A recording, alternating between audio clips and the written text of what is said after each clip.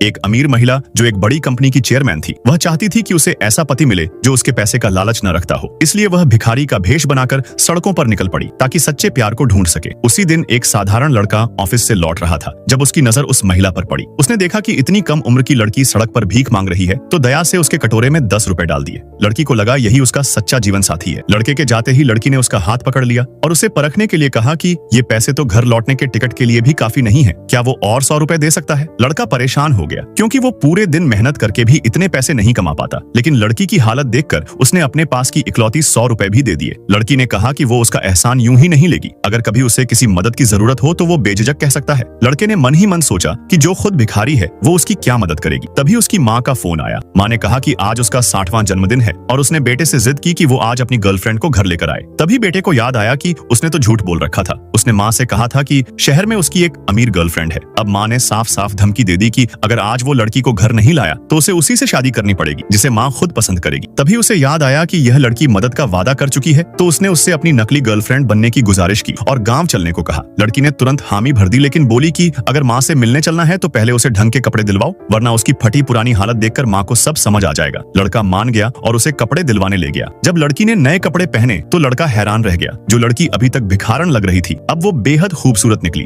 वो देख ही रहा था कि तभी एक लड़की आगे आई और बोली, ये ड्रेस 8,888 रुपए की है, आपको इसका बिल चुकाना होगा। हैरान रह गया, लेकिन फिर भी अपनी सारी जमा पूंजी निकालकर देने ही वाला था कि लड़की ने कार्ड निकाला और खुद पेमेंट कर दी। लड़का चौंका और उससे पूछा कि उसके पास इतना पैसा कहां से आया। तब लड़की ने बताया कि वो खुद सू ग्रुप की चेयरमैन है और हजारों करोड़ की मालकिन है। लड़के को यकीन नहीं हुआ और पैसे बचाने के लिए दोनों ट्रैक्टर में बैठकर गांव पहुंचे। रास्ते में लड़के ने लड़की से कहा कि उसकी माँ को लगे कि वो सालाना लाखों कमाने वाली महिला है और गाय बकरी काटने में भी निपुण है, क्योंकि उसकी माँ समाज में इज्जत को बहुत मानती है।